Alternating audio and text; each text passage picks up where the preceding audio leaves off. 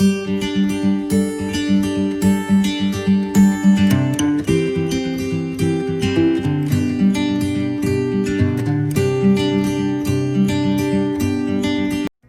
to the course Direct Tax Laws and Practice. Thank you for enrolling into the program. We will discuss various nitty-gritties of direct tax laws and practice in this particular course. The basic objective, as has been told, is that to familiarize these participants with the various tax laws, and our main purpose is to make the students understand the nitty-gritties of tax laws as well as to make them compliant to various tax laws and procedures. Sri Arun Jaitley, the Union Finance Minister, while presenting the Union Budget 2018-19, lamented that India is a tax non-compliant society.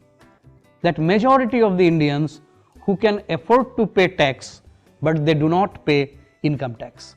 A statistics was published in 2015-16 figures that only 3.7 crore individuals filed income tax. Out of these, only 76 lakhs showed income above 5 lakhs. And out of these 76 lakhs, the irony is that 56 lakhs are salaried class. That means people who can afford to pay income tax, given a chance, they are willing to remain outside the tax net. So there is a normal tendency to reduce the payment of tax liabilities. The tax liabilities can be reduced by various ways. I can discuss 4 ways in details. Number 1 is the tax evasion. Number 2 is the tax avoidance. Number 3 is tax planning. And fourthly, I will highlight various ways for tax management. Regarding the tax evasion is the way to reduce tax liability, but one should remember this is illegal, and whenever the person is caught, he will be punished under civil and criminal procedures. So this tax evasion is not at all desirable and no one should adopt this particular means.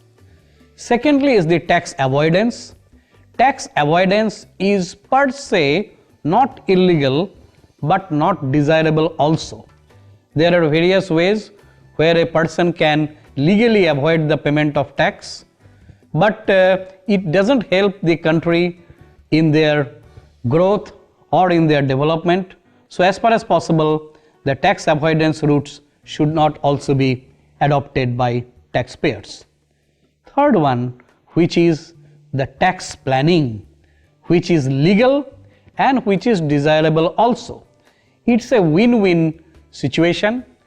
The Income Tax Act makes ample provisions for the taxpayer to reduce their tax liabilities. One of the common example is that section 80C, whereby a taxpayer can save money into particular desired avenues, and if the money is saved in those avenues, then the taxpayer can save a substantial amount of income tax. Now the money where it is being saved, this money is also used by the government for various development purposes and capital formation purposes. So tax planning is a win-win situation whereby the taxpayer saves a substantial amount of tax as well as he contributes for the development and growth of the country.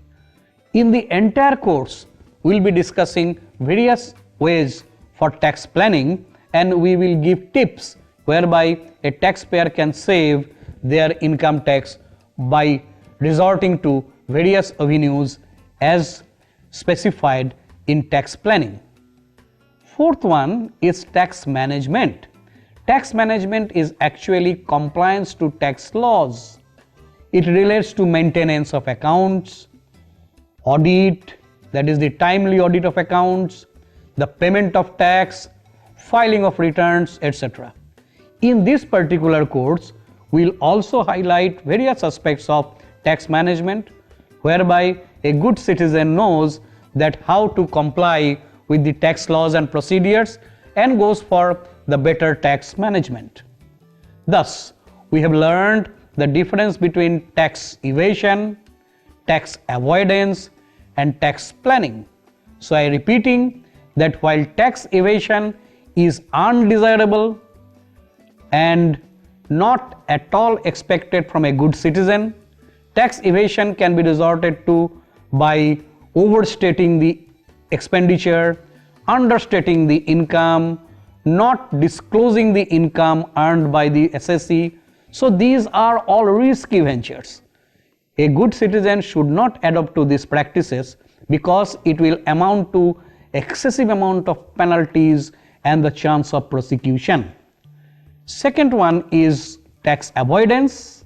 Just to summarize, that it is the way by taking various loopholes in the act or various avenues in the act whereby a person avoids the payment of tax. It is not illegal, as I repeat, this is not so much desirable also. The most desirable is the tax planning, like selecting an appropriate business plan, investing in desired projects, etc., whereby the taxpayer helps the country to grow, at the same time reduces his or her own tax liabilities. And there are various consultants who will give advice on the tax avoidance rules or tax planning rules. Tax planning and tax management is what all wants nowadays. Like at the one hand, no one wants to pay more tax. At the same time, none wants to evade tax also, as the implications are very strict. That's why people should adopt for tax planning and tax management, as both are the best options to lower the tax burden without affecting the spirit of law. There is difference between tax planning and tax management. While the objective of the tax planning is to minimize the tax liability, the objective of tax management is to comply with the provisions of income tax law and its rules. Tax planning includes tax management, while tax management deals with filing of return on time, getting the accounts audited, deducting the tax at source, paying the tax on time, etc. Tax planning relates to future, where tax management relates to past, present, as well as future.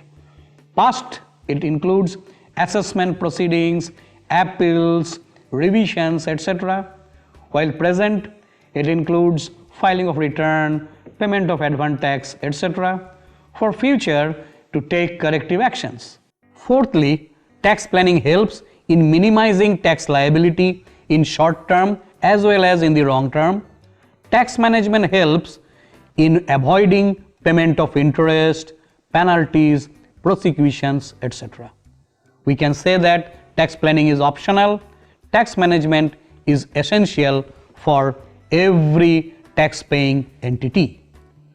In this week, we summarize that we have learned the various nitty-gritties of income tax as well as the ways for minimizing the tax liability legally. To summarize, we can say that the ways of tax evasion should not be adopted. Tax avoidance, although not illegal, is also not desirable, while a person should go for the techniques and tools for tax planning, as well as any taxpayer or any good citizen should go for tax management. Thank you very much. We will meet you in the next week with a new chapter.